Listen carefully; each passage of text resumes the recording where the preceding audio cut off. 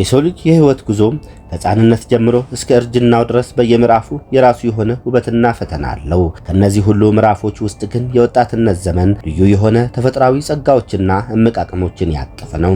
ይህ ወቅት ለግለሰብ፣ ለቤተሰብ፣ ለማህበረሰብና ለሀገር ከፍ ያለ አስተዋጽኦ የሚደረግበት፣ ዕውቀትና ክህሎት የሚታፈስበት ወርቃማ ጊዜ ነው። ወጣት የነብር ጣት የሚለው አገረኛ አባባልም ይህን ወቅት ጉልበት፣ ብቃትና ተስፋ ጠንቅቆ ያብራራል። ይሁን እንጂ ይህን ታላቅ አቅም በብቃት ወደ ተግባር ለመለወጥ በሚደረገው ጥረት ውስጥ ብዙ ወጣቶች 12ኛ ክፍል ሲያጠናቅቁ የሥራ ልምድ ማጣትና የክህሎት ክፍተት ዋነኛ እንቅፋት ሆኖባቸዋል። ይህንን ዘላቂ ችግር ለመፍታትና የወጣቱን የነብር ጣት አቅም ወደ ብሩህ ተስፋ ለመቀየር የመጣው መፍትሄ ደግሞ ብቃት የወጣቶች የሥራ ላይ ልምምድ ፕሮግራም ሲሆን ተግባራዊ ስልጠናን በመስጠት ለሥራ ገበያ ብቁ እንዲሆኑ ይረዳል። የክህሎት ክፍተታቸውን በመሙላትና በራስ መተማመናቸውን በማሳደግ ከሰው ጥገኝነት ተላቀው ራሳቸውን ችለው እንዲቆሙ የሚረዳ እውነተኛ የለውጥ ፕሮግራም ነው። ብቃት የወጣቶች የሥራ ላይ ልምምድ ፕሮግራም ክህሎትን ማጎልበት፣ የሥራ ልምድን መስጠት፣ የሥራ ዕድልን መፍጠርና የራስ መተማመንን ማሳደግ ዓላማ አድርጎ የተነሳ ነው። በዛሬው ቅኝታችን በአዲስ ከተማ ክፍለ ከተማ አስተዳደር የሥራና ክህሎት ጽሕፈት ቤት ከዓለም ባንክ በተገኘው የፋይናንስ ድጋፍ እየተከናወነ ባለው ብቃት የወጣቶች የሥራ ላይ ልምምድ ትግበራና ውጤት ምን እንደሚመስል እንቃኛለን። አብራችሁን ቆዩ።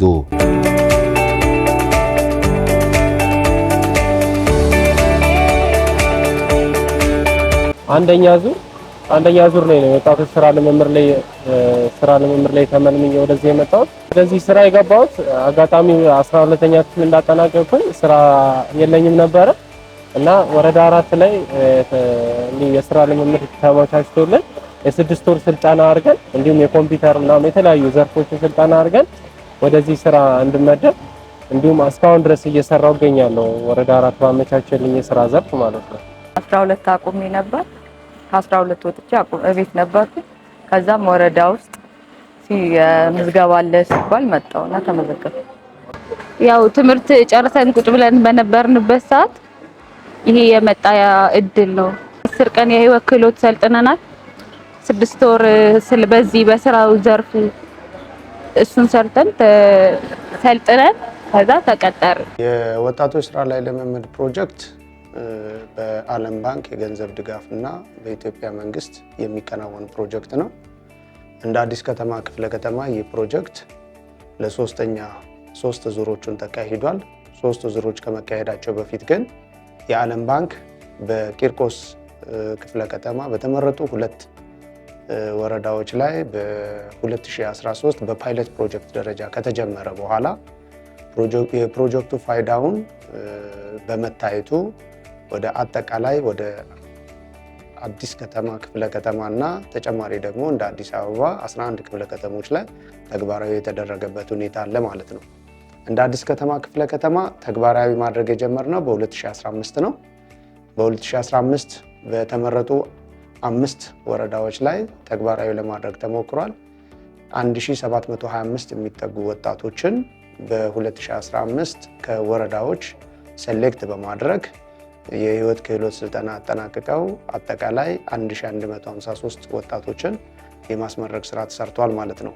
በሁለተኛ ዙር ደግሞ እንዲሁም በተመረጡ 3 ወረዳዎች ላይ ተግባራዊ የማድረግ ስራ ተሰርቷል። በዚህም ከተማው 1139 ወጣቶችን በእቅድ ደረጃ ለአዲስ ከተማ ክፍለ ከተማ የሰጠ እንኳን ቢሆንም አዲስ ከተማ ላይ ካለው የወጣቶች የስራ አጥ ምጣኔ አንጻር ከእቅድ በላይ 1200ዎችን የህይወት ክህሎት ስልጠና በማሰልጠን 1184ቱን አሰልጥነን ያስመረቅንበት ሁኔታ አለ ማለት ነው።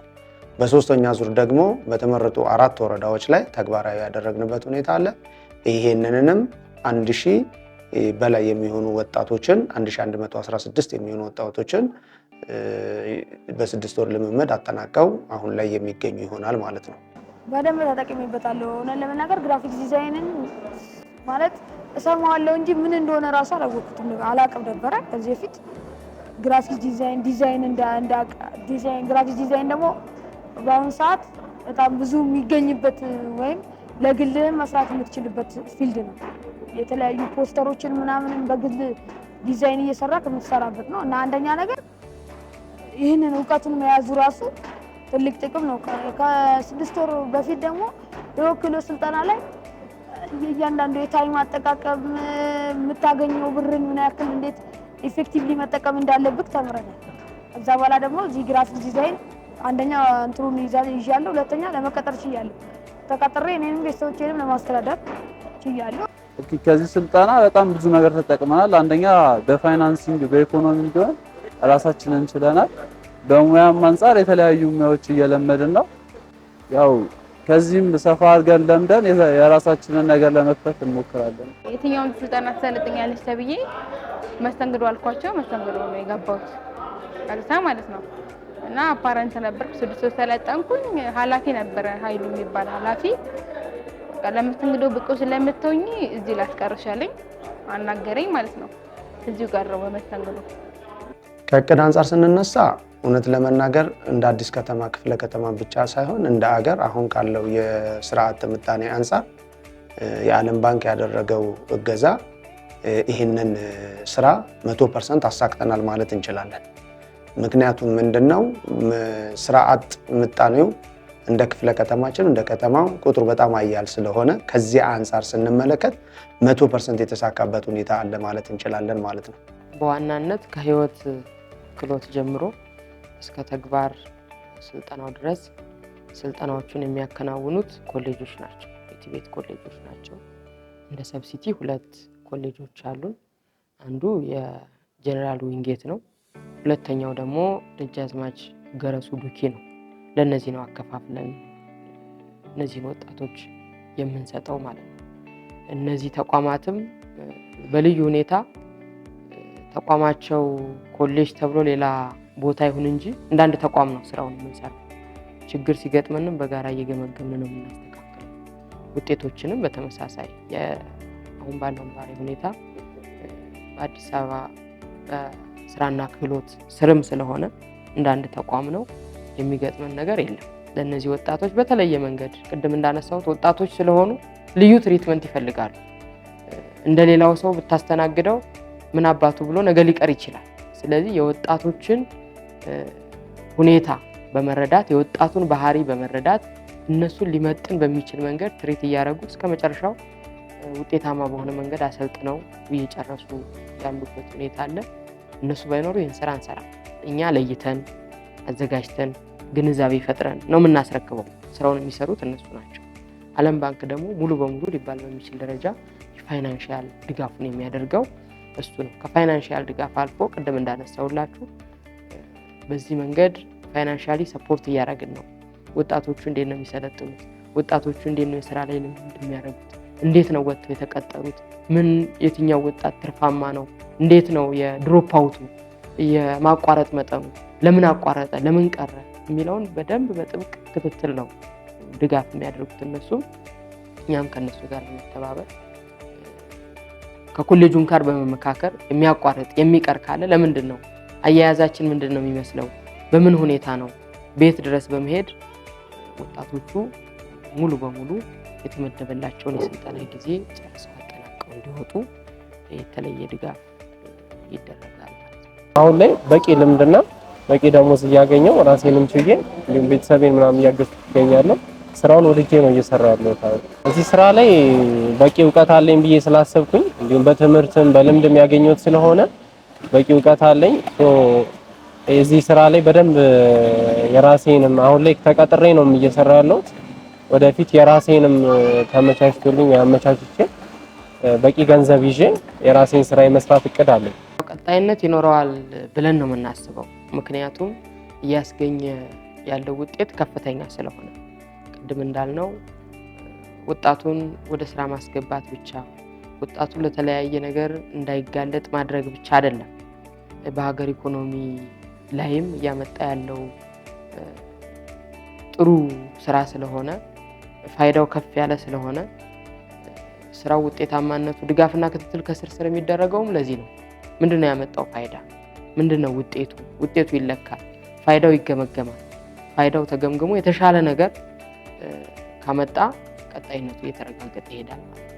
ቅድም እንዳነሳውላችሁ ከዚህ ከ3ቱ ዙር ኤክስፔሪየንስ በመውሰድ መንግስት ወርልድ ባንክ እንደዚህ ሰፖርት እያደረገ ይህንን የሚያክል ቁጥር ለኛ ወጣቶች ስራ ዕድል እየፈጠረ ህይወታቸውን እንዲቀይር እያደረገ ከራሳቸው ህይወት አልፎ የቤተሰብም የሀገርም የኢኮኖሚ እድገት ላይ የራሳቸውን ድርሻ እንዲወጡ ካደረገ እኛስ ከተመደበልን በጀት እንደ ተቋም እንደ ስራና ክህሎት በተለያየ ነገር ከተመደበው በጀት እሱን በቁጠባ መልክ በመጠቀም እኛ ለምን በዚህ መንገድ በመንግስት ድጋፍ ወጣቶችን ለምን አናሰለጥን ለምን ወደ ተግባር አናስገባም ማለት እስካሁን ተደርጎ በማይታወቅ መንገድ ማለት እስካሁን ወርልድ ባንክ ድጋፍ ነው።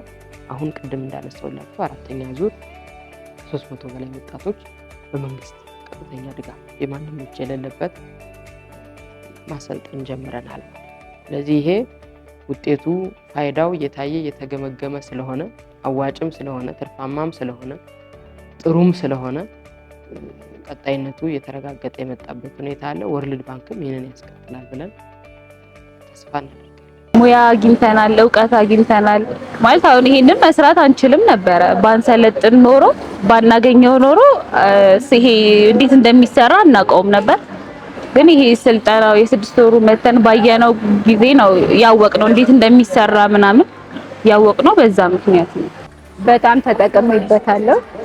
አንደኛ ከስራ አጥነት ወደ ስራ አግኝቼበታለሁ። ሁለተኛ ነገር ደግሞ በየቀኑ ሙያን እያሻሻልክ ነው የምመጣው። ሶስተኛ ነገር ደግሞ እኔ አልፌ ቤተሰብን እየጠቀምኩ በዚህ ስራ ማለት ነው። ይህ ፕሮጀክት እንግዲህ ሲቀረጽ ቅጥርን መሰረት ያደረገ ፕሮጀክቱ ፕላን ተደርጎ ለዓለም ባንክ በገንዘብ ድጋፍ እንዲያደርግ ሲቀርብ በከተሞች ውስጥ ያለውን የስራ አጥነትን ለመቀነስ ያስችል ዘንድ ቅጥርን መሰረት ያደረገ ነው። እርግጥ እዚህ ላይ መሰረት የተደረገበት ሁኔታ ያው ሀገራችን ላይ ያለው ይበልጥ ደግሞ ከተሞች ላይ መሬት ምን ያህል ቫልዩ እንዳለው ስለሚታወቅ ትውልድ ደግሞ ቀጣይ ነው። ስለዚህ ለበርካታ ወጣት መሬት በመስጠት በማደራጀት ሁሉንም ውጤታማ ማድረግ ስለማይቻል ቅጥር ላይ መሰረት ያደረገ ስራ ይከናወናል ተብሎ ስለታሰበ ወደ ቅጥር ላይ የተገባበት ሁኔታ አለ ማለት ነው ከመጀመሪያው አንፃር ስንመለከት። ሌላው ግን እነዚህ ወጣቶች 12ኛ ክፍልን ጨርሰው ያጠናቀቁ እንዲሁም ደግሞ በተለያየ ምክንያት ከ12ኛ ክፍል ትምህርታቸውን አቋርጠው ስራ ሰርተው ማያውቁ ወጣቶችን በቀጠና ደረጃ ተለይተው እንዲመጡ ከተደረገ በኋላ ፍላጎታቸውን መሰረት ያደረገ ለምሳሌ ያህል ማኒፋክቸሪንግ ላይ የሚፈልጉ ከሆነ ማኒፋክቸሪንግ ላይ፣ ኮንስትራክሽን ላይ የሚፈልጉ ከሆነ ኮንስትራክሽን ላይ በማድረግ ለይተን ያመጣንባቸው ሁኔታዎች አሉ። ይህን ስናይ በርካታ ወጣት ፍላጎት አለው በዚህ ለመቀጠር። ዛሬ ላይ እስከ 18,000 ብር በጋራጅ አገልግሎት ጋራጅ ላይ የተቀጠረ ወጣቶች አሉ። ወረዳ 9 ላይ ማስቀመጥ እንችላለን። ጋራጅ ላይ ይህንን ውጤት ያየንበት ሁኔታ የወጣቶቹ ፍላጎት ነው። ወጣቶቹ ስራ አጥተው ቤት ከሚቀመጡ ከሆነ ለምን እኛ እነዚህን ወጣቶች ተቀብለን በዚህ ፕሮጀክት ውስጥ አካተናቸው ተጠቃሚ ብናደርጋቸው የተሻለ ይሆናል የሚል አመለካከት አስተሳሰብ ይዘው የመጡ ናቸው። ከዛም ባሻገር አመለካከታቸውን አስተሳሰባቸውን ለመቀየር በኮሌጆች ውስጥ የህይወት ክህሎት ስልጠና እንሰጣቸው። ይህ የእነሱን አመለካከት አስተሳሰብ ቀይሮ የተሻለ ደረጃ እንዲደርሱ ያደረገበት ሁኔታ አለ ማለት ነው። ስለዚህ ከፍላጎት አንጻር ስንመለከት በርከት ያለ ፍላጎት አለ። ዛሬም ላይ አሁን በመንግስት እያከናወነ ያለንበት ሁኔታ አለ። አሁንም በርከት ያለ ወጣት በዚህ ፕሮጀክት ለመቀጠል ለመታቀፍ የሚፈልግ እንዳለ ያየንበት ሁኔታ አለ ማለት ነው። በዚህ ስራ መሳካት እንግዲህ ይሄ ስራ በአንድ ተቋም የሚሰራ ስራ አይደለም። የሁሉንም አካላት ርብርብ ይጠይቃል። ቅድም እንዳነሳሁት ከልየታ ጀምሮ አደረጃጀቶቻችን ተጠቅመን ነው የለየን። ማን ነው እዛ ብሎክ ውስጥ ተምሮ ጨርሶ ስራ ሳይኖረው ቁጭ አለው?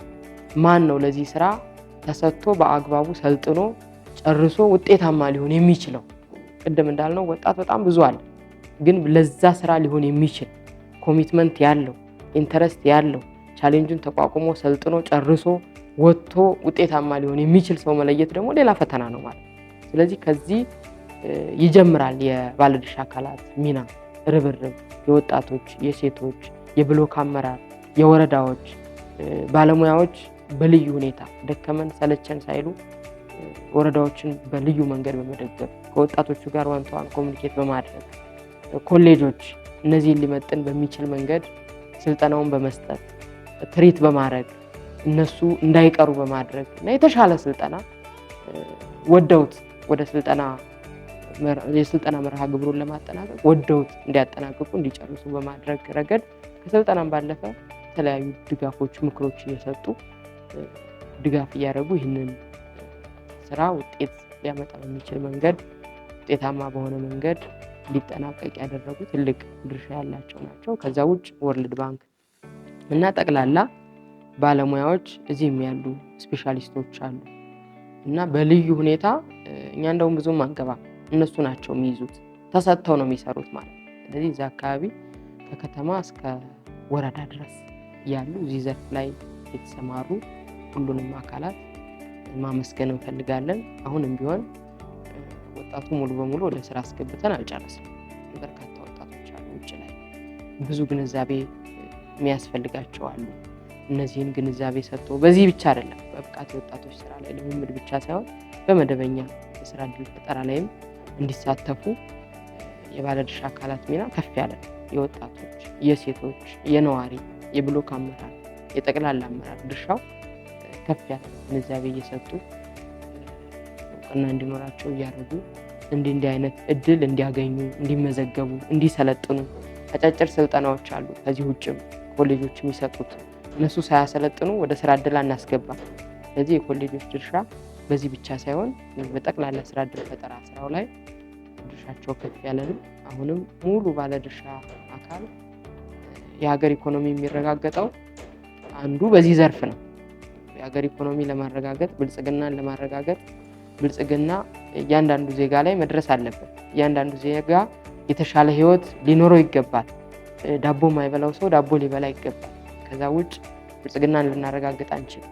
ስለዚህ እዚህ ስራ ላይ ደግሞ ሁሉም ባለድርሻ አካል ስለሚመለከተው አሁንም በልዩ ሁኔታ በልዩ ትኩረት እስካሁን ከሚያደርጉት ላቅ ባለ ሁኔታ ድጋፍ ክትትል እንዲያደርጉና ወጣቶችም ደግሞ እነዚህን አይተው ከነሱ ጋር የነበሩ የነሱ ኩዮች የሆኑ ሰርተው ተቀይረው ተለውጠው ያሉ ወጣቶችን በማየት ወደዚህ ዘርፍ እንዲገቡ ስልጠና እንዲሰለጥኑ ለስራ ራሳቸውን ዝግጁ እንዲያደርጉ በዚሁ አጋጣሚ ጥሪ ማቅረብ ፈልጋለሁ።